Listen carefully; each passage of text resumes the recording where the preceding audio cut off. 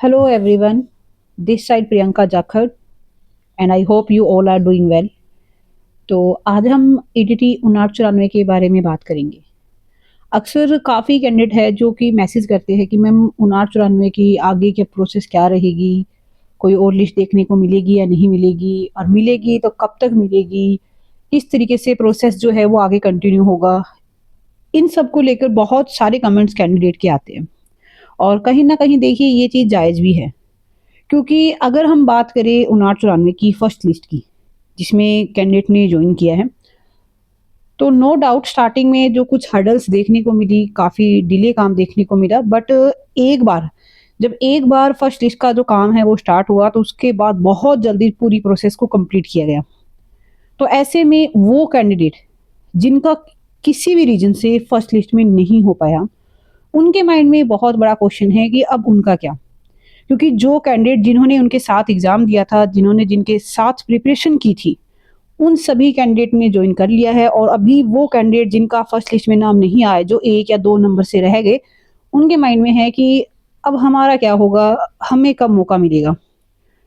क्योंकि वो कैंडिडेट जिनका सिलेक्शन हो चुका है, उनकी लाइफ में तो देखिए कहीं न कहीं एक स्थायित्व आ चुका है, वो अपनी डेली जॉब कर रहे हैं। बट जो कैंडिडेट अभी घर पे बैठे हैं, उनके माइंड में सबसे बड़ी हर्डल इस टाइम यही है, सबसे बड़ी प्रॉब्लम यही है कि उनकी जो लिस्ट है वो कब तक देखने को मिलेगी। तो आज की इस वीडियो में हम इसी टॉपिक पे बात करेंगे कि एक्चुअल में इस टाइम आपकी लिस्ट को लेकर क्या कुछ तो काम चल रहा है। आपकी लिस्ट आपको कब तक देखने को मिल सकती है और कितनी लिस्ट आपको देखने को मिलेगी, इन सब पे हम डिटेल से डिस्कस करेंगे। इससे पहले चैनल पे पहली बार आए हो तो चैनल को सब्सक्राइब जरूर कर लीजिएगा, ताकि आगे भी आप लोगों तक 5994 से रिलेटेड हर एक इम्पोर्टेंट अपडेट टाइम से पहुंच सके।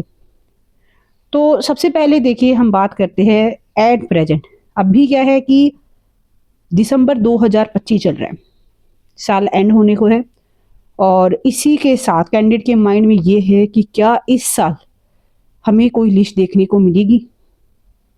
तो देखिए अभी कुछ टाइम पहले ही जो ऑर्थो की लिस्ट है वो आप सबको देखने को मिली। सबसे पहले तो जिन भी कैंडिडेट का सिलेक्शन हुआ, उन सभी को मैनी मैनी कॉन्ग्रेचुलेशन। आप लोगों के संघर्ष के बाद आपको फाइनल लिस्ट देखने को मिली।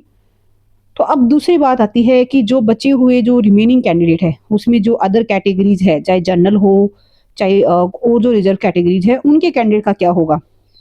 तो देखिए मैं आप लोगों को ऐसे कोई भी झूठी बातें नहीं बोलूँगी, टू बी वेरी ऑनेस्ट।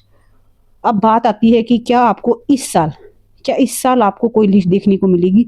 तो देखिए न के बराबर चांस है कि आपको 2025 में इस टाइम कोई भी 5994 की नई लिस्ट देखने को मिले। ये एक्चुअल में बिल्कुल रियलिटी है, क्योंकि दिसंबर का मंथ है, उसमें भी काफ़ी दिन अभी तक जा चुके हैं। तो ऐसे में बहुत कम चांस है कि कोई आपको लिस्ट देखने को मिली। तो देखिए आपको इस साल तो लिस्ट देखने को नहीं मिलेगी। तो अब बात करते हैं कि आपको फिर लिस्ट कब तक देखने को मिल सकती है। बट उससे भी ज़्यादा इम्पोर्टेंट है आप लोगों के लिए ये जानना कि आपको आपकी जो लिस्ट है वो क्यों डिले हो रही है।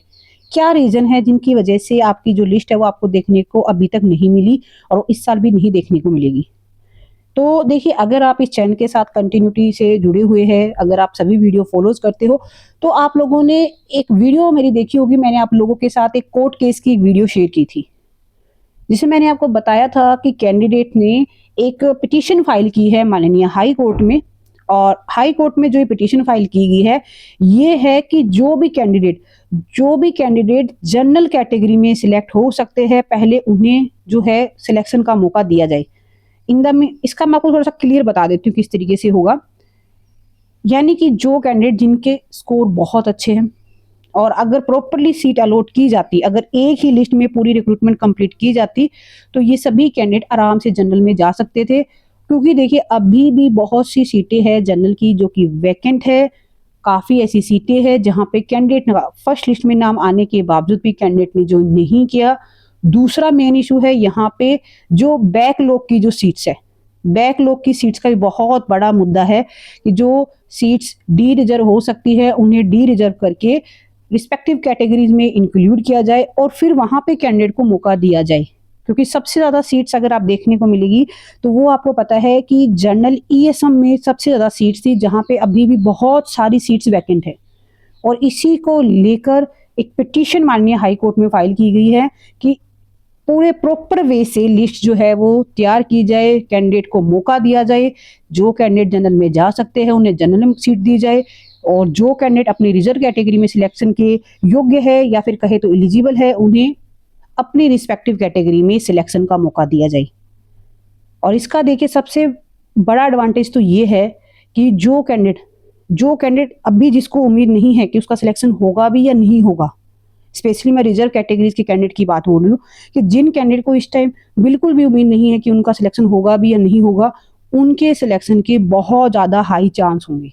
जो कैंडिडेट बिल्कुल बॉर्डर लाइन पे है, क्योंकि इस तरीके से अगर सीट्स डिवाइड की जाएगी तो ऑब्वियस सी बात है कि रिजर्व कैटेगरी के बहुत सारे कैंडिडेट जनरल में चले जाएंगे, और बची हुई सीटें जो रिजर्व कैटेगरी की सीट्स है वहां पे अदर कैंडिडेट्स को मौका मिलेगा। तो कहीं ना कहीं देखने में तो और सुनने में तो काफी अच्छा लग रहा है, बट यहाँ पे प्रॉब्लम देखिए ये है कि जो कैंडिडेट जिन्हें कन्फर्म है कि उनका सिलेक्शन तो होना ही है, अगर एक और लिस्ट आएगी तो उनका तो नाम श्योर है, उन्हें इस चीज से फर्क ही नहीं पड़ता कि सीटों को डी रिजर्व किया जा रहा है या फिर फ्रेश सीट से डायरेक्टली जिस तरीके से पहले प्रोसेस कंटिन्यू की जा रही थी वैसे की जाएगी, उनका तो सिलेक्शन कन्फर्म है। तो उनका तो यही कंसर्न है कि जैसे तैसे बस लिस्ट जारी की जाए, हमें इस चीज से कोई फर्क नहीं पड़ता। और आप सभी जो भी कैंडिडेट अभी ये वीडियो देख रहे हैं वो सभी इन दोनों में से किसी ना किसी एक कैटेगरी में लाई करते हैं। चाहे आप वो कैंडिडेट हो जिन्हें ये है कि बस जैसे तैसे लिस्ट आ जाए, दूसरे वो कैंडिडेट भी हो सकते हो जो कि जिनको ये है कि अच्छे से प्रॉपरली डी रिजर्व करके सीटें अच्छे से जो जो लिस्ट है वो प्रिपेयर की जाए। और बाकी देखिए सबको अपना अपना बेनिफिट देखना होता है, और ये हमेशा से ट्रेंड ही रहा है। और ट्रेंड क्या कहूँ, ये ह्यूमन नेचर है कि हर एक इंसान ये चाहता है कि जो उसके लिए बेनिफिशियरी हो बस वो चीज़ देखने को मिले। तो अब मेन बात आ जाती है कि इन फ्यूचर अब भी आपको नेक्स्ट जो लिस्ट है वो कब तक देखने को मिल सकती है, क्योंकि सबसे इंपॉर्टेंट मुद्दा यही है कि लिस्ट कब तक देखने को मिलेगी। तो देखिए आपको जो नेक्स्ट लिस्ट है वो आपको नेक्स्ट ईयर नए सेशन के शुरू होने से पहले देखने को मिल सकती है, और वो भी तब मिलेगी जब प्रॉपरली एक प्रॉपर मैनर से काम किया जाएगा। It's totally depends upon you. बाकी आप सभी समझदार हो, और अगर प्रॉपरली काम किया जाए तो आपको नए सेशन से पहले लिस्ट देखने को मिल सकती है। और उम्मीद करूंगी कि बहुत जल्द जो कैंडिडेट डिजर्विंग कैंडिडेट है उन्हें बहुत जल्द सिलेक्शन का मौका मिले, उन्हें भी ज्वाइनिंग के लिए बुलाया जाए। तो जैसा कि मैंने आप लोगों को बताया कि आपकी जो लिस्ट है वो आपको न्यू सेशन से पहले देखने को मिल सकती है, वो भी इस कंडीशन पे कि एक प्रॉपर वे में काम किया जाए। बाकी उम्मीद करेंगे एक प्रॉपर वे में प्रॉपर मैनर में काम किया जाएगा और बहुत जल्द जो लिस्ट है वो देखने को मिलेगी। और बाकी इसके रिगार्डिंग कोई और भी अपडेट आएगी तो वो अपडेट भी आप लोगों के साथ इसी चैनल पे शेयर कर दी जाएगी। तो चैनल के साथ जुड़े रहिए, चैनल को सब्सक्राइब जरूर कीजिए, और इस वीडियो को अपने उन सभी दोस्तों के साथ जरूर शेयर कीजिए जो कि इस टाइम वेट कर रहे हैं नेक्स्ट लिस्ट का, जिनको बहुत ज़्यादा उम्मीद है कि नेक्स्ट लिस्ट देखने को मिलेगी तो ही उनका सिलेक्शन होगा। तो आप सभी कैंडिडेट इस वीडियो को जरूर शेयर कीजिएगा, और आप सभी भी अपने जो वैल्यूएबल व्यू पॉइंट्स है, आपके जो विचार है वो जरूर कमेंट बॉक्स में शेयर कीजिएगा कि इस टाइम जो कंडीशन है रिक्रूटमेंट की उसके ऊपर आपके क्या विचार है। उम्मीद करती हूँ कि ये वीडियो भी आपके लिए इंफॉर्मेटिव रही। वीडियो अच्छी लगी तो चैनल को सब्सक्राइब कीजिए। Wish you all the best. Thank you.